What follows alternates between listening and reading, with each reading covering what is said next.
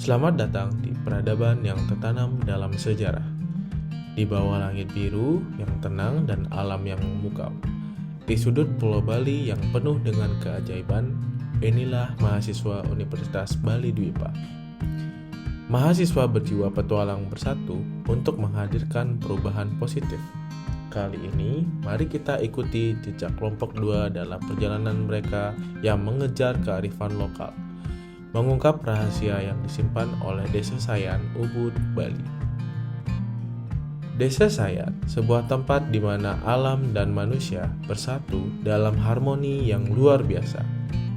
Tersembunyi di balik perbukitan dan sawah hijau, desa ini menyimpan cerita-cerita kuno yang tetap hidup hingga saat ini.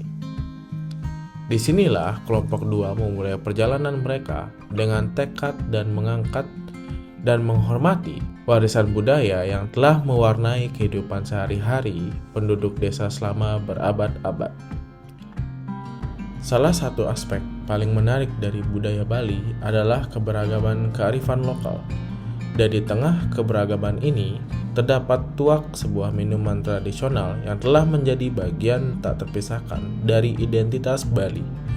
Dibuat dengan hati-hati dari nira pohon aren yang diambil dari ladang-ladang yang subur. Tuak menceritakan kisah tentang kehidupan di pulau ini.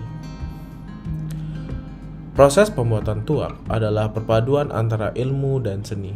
Nira yang diambil dengan teliti dari pohon aren dipanaskan dan diolah hingga menghasilkan cairan manis yang siap untuk difermentasi. Dalam periode fermentasi, para pembuat tuak mengandalkan mikroorganisme alami untuk mengubah nira menjadi minuman yang memiliki cita rasa unik dan mengandung nilai gizi. Namun, tuak bukan sekadar minuman. Ia adalah cerminan dari nilai-nilai sosial Bali, sebuah tanda persatuan dan hubungan manusia dengan alam. Setiap tetes tuak mengandung kebersamaan, kebahagiaan, dan semangat gotong royong yang telah mengakar dalam budaya Bali selama berabad-abad. Ini dia tuak buatan Bli Ketut dari Desa Sayan, Ubud. Baik, selamat pagi. Hari ini saya bersama Bli Ketut, salah satu pengusaha tuak yang ada di Desa Sayan, Ubud. Bli, saya ingin menanyakan beberapa hal mengenai usaha tuak yang sedang dijalankan di sini. Yang pertama mungkin bisa diceritakan bagaimana sih sejarah awal bisa mengadakan usaha tuak seperti ini. Berawal dari COVID ya. Dulu saya jadi pariwisata karena pandemi COVID. Oke. Saya coba untuk belajar atau tidak ya, dari YouTube bagaimana proses pembuatan tuak. Karena di Bali hampir ya orang-orang 40% lah mengkonsumsi tuak sebagai hiburan masyarakat di Bali. Itu hampir tiap hari mereka lakukan minum untuk hiburan istilah. Kebetulan dari harga juga ekonomis, tidak terlalu mahal gitu. Nah, itu saya mencoba untuk belajar tuak. Untuk bikin tuak. Ya. Oke, luar biasa sekali. Baik, kemudian yang saya ingin tanyakan, kira-kira ada nggak hal khusus yang membuat Bli Ketut merasa tuak saya lo berbeda sama yang lainnya? Oh jelas. Jelas dari segi warna, rasa. Karena dari proses kita benar-benar melakukan secara teliti ya, dari penjemuran atau pemilihan sabut kelapa juga. Oke, baik. Yang tidak terlalu tua dan tidak terlalu muda. Kita melakukan penjemuran 2 minggu. Habis penjemuran kita melakukan penyimpanan di atas tungku api ya, seperti itu.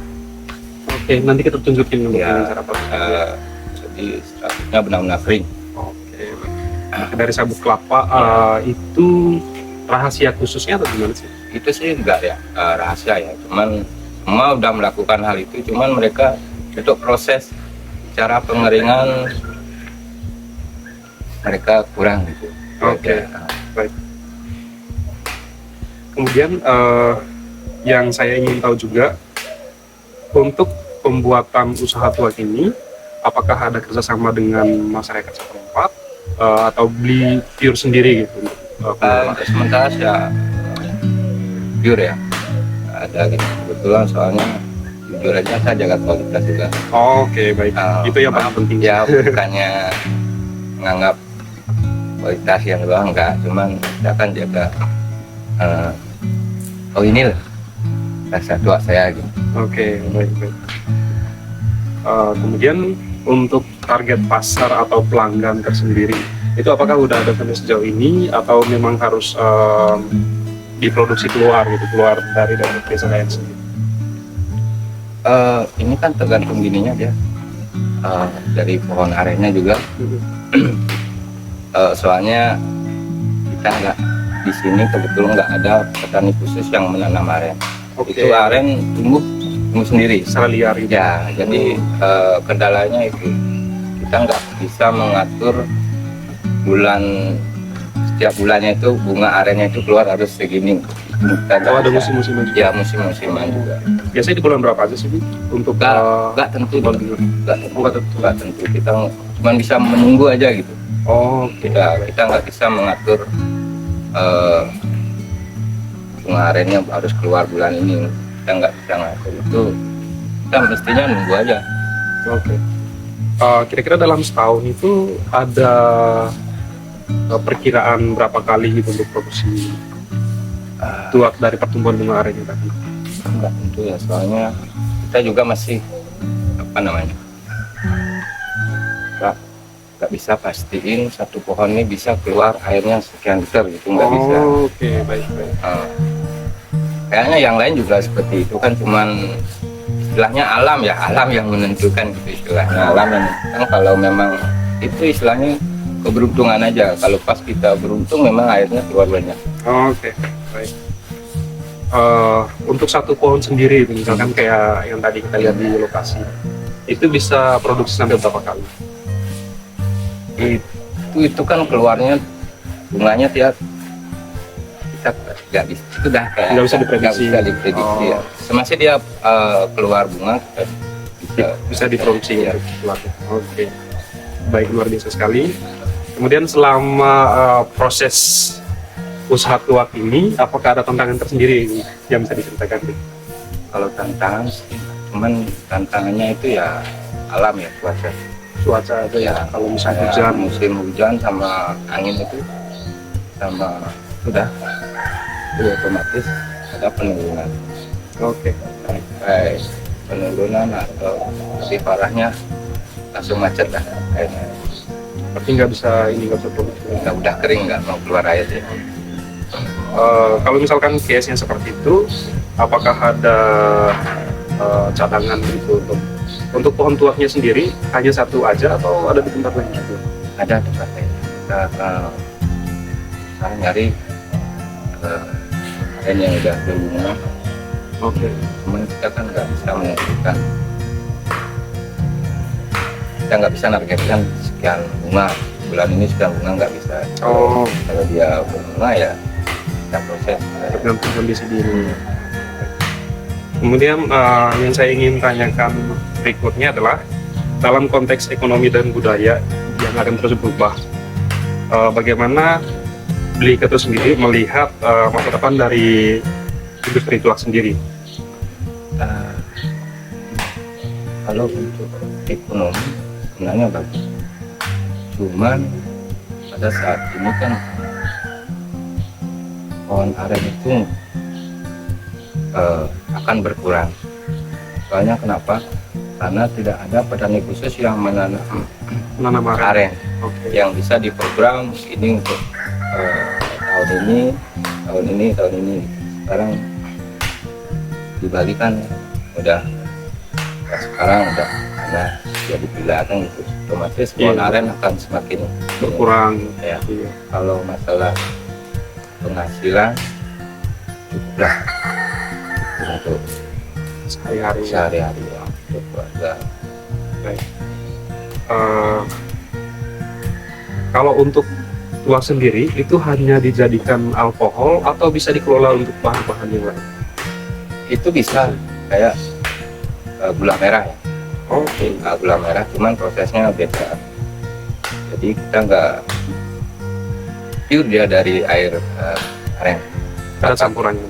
Nggak dicampur, nggak dipakai apa namanya, nggak pakai sabut Sabut kelapa. ya. Oh, oke. Nggak pure. Karena alkoholnya tadi itu dari sabut kelapa. Ya, itu dari warna juga dari sabut kelapa.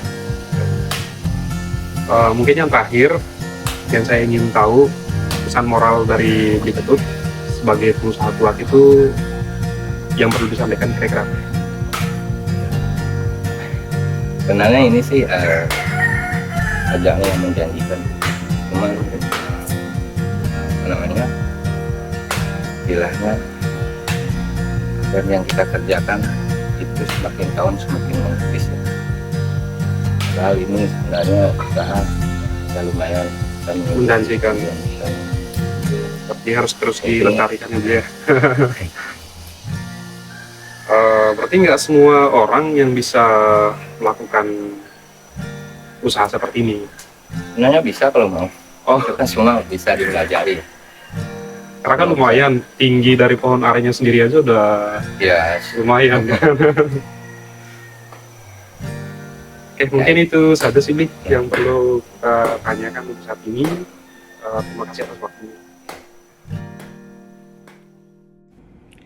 Dan dengan langkah yang penuh penghargaan terhadap warisan budaya, kami berada di ujung perjalanan yang menakjubkan ini. Melalui mata dan telinga kita telah menyaksikan dan mendengar tentang keindahan kearifan lokal yang mengalir dalam setiap tetes tuak dari pohon aren di Desa Sayan, Ubud, Bali. Berkat semangat petualangan kelompok 2 dari Universitas Bali Dwipa, kami telah menjelajahi perjalanan yang menginspirasi, mengungkap cerita-cerita yang tersembunyi di balik setiap tradisi, seperti tuak yang mengalir dalam aliran waktu, pesan dengan gotong royong, kebersamaan, dan cinta terhadap alam akan terus mengalir dalam budaya Bali. Jadi, mari kita terus berjalan, belajar dari masa lalu, dan merangkul keanekaragaman yang menghiasi bumi ini. Dari kami di Universitas Bali Dwipa, kelompok 2, terima kasih atas perjalanan ini dan sampai jumpa di kisah berikutnya.